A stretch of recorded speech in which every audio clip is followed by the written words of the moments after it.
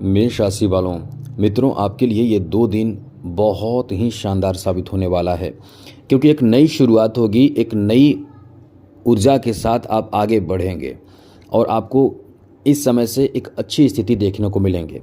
और ये 2 दिन वैसे भी आपका बहुत अच्छा है, क्योंकि आपके चौथे और पंचम भाव में चंद्रमा की स्थिति रहेगी। खास करके पंचम भाव में तो ये तो आपके लिए बहुत अच्छा कहा जा सकता है। यहाँ थोड़े से परेशानी आपको देगा, ऐसा नहीं कि परेशानी नहीं देगा, परेशानी भी आपको देगा, क्योंकि मंगल और साथ साथ केतु एक साथ है।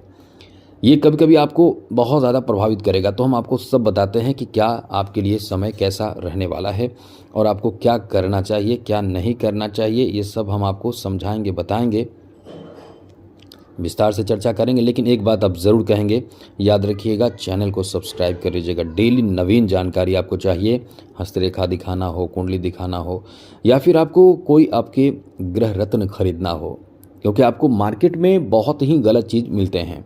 आपको लगेगा वो एकदम सेम है, लेकिन वो आप धारण करेंगे हमारे बताए अनुसार, क्योंकि हमने बताया है तो आप धारण करेंगे, या किसी ने बताया है उस धारण करेंगे, वो आपको असर नहीं करेगा, क्योंकि वो चीज़ है ही नहीं, तो वो असर कैसे करेगा।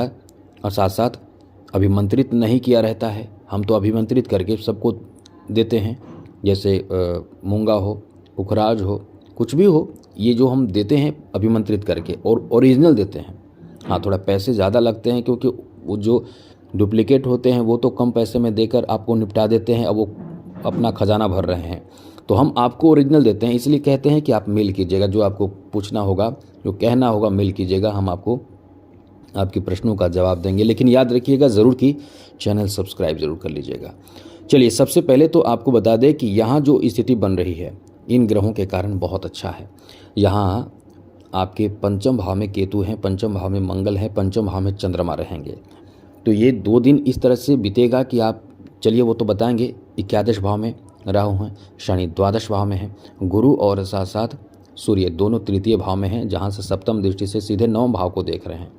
शुक्र आपके धन भाव में आ जाएंगे, यही तो नई शुरुआत होगी, क्योंकि यहाँ से अष्टम भाव पर नज़र रहेगी। और ये बुध जो हैं वो आपके चौथे भाव में रहेंगे, ये भी आपके लिए बहुत अच्छी बात कही जा सकती है। तो चलिए, इससे फ़ायदा आपको क्या मिलेगा, ये दिन कैसा रहेगा।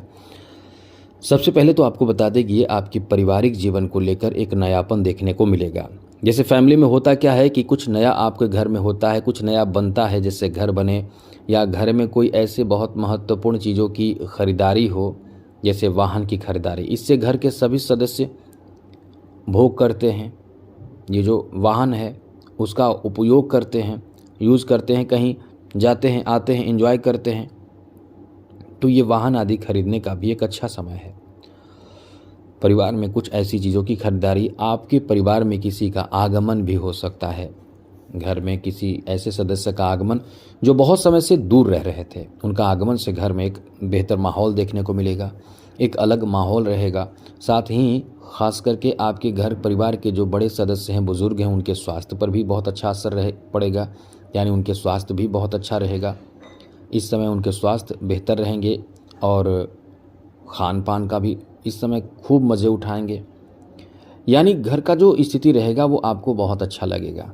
हाँ, थोड़े से परेशानी रहेगी आपकी खुद की, आप खुद चिंता में रहेंगे, खुद टेंशन में रहेंगे। अब इससे आपको क्या होगा कि आप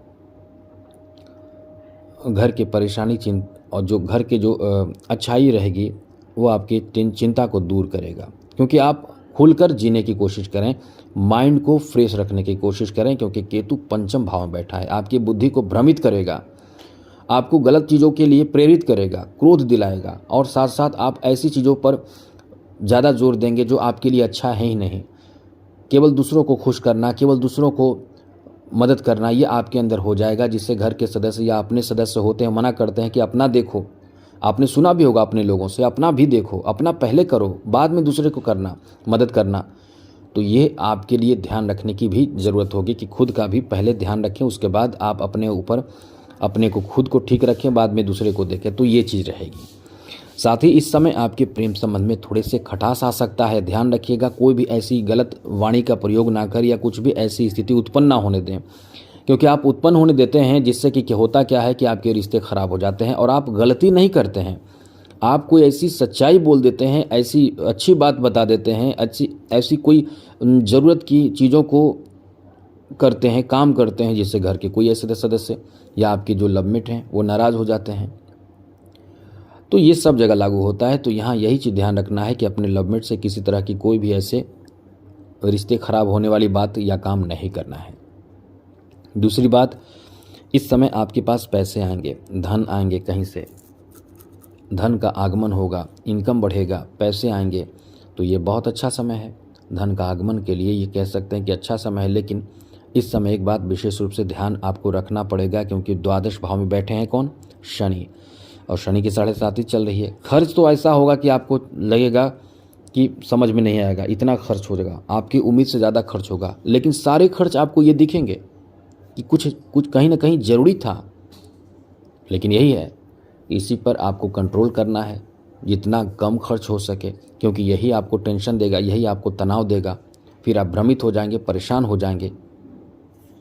तो यही चीज़ आपको कोशिश करना चाहिए कि जिससे कि परेशान आप ना हो, जिससे कि आप भ्रमित ना हो, आपसे कोई गलती ना हो, क्योंकि खर्चीला भी समय है, ये आप याद रखिएगा। दूसरी ज़रूरी बात ये भी है कि इस समय स्वास्थ्य का भी आपको ध्यान रखना पड़ेगा।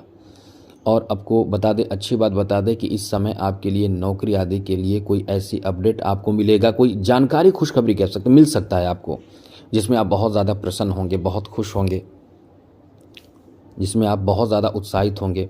और आपको बता दें कि ये जो शुक्र का जो 29 जून से जो परिवर्तन होगा, ये आपके लिए एक नई शुरुआत देगा। जी हाँ मित्रों, एक नई शुरुआत जिसे कह सकते हैं, वो आपके लिए होने जा रहा है, क्योंकि शुक्र जो है वो आपके धन भाव में आ जाएंगे।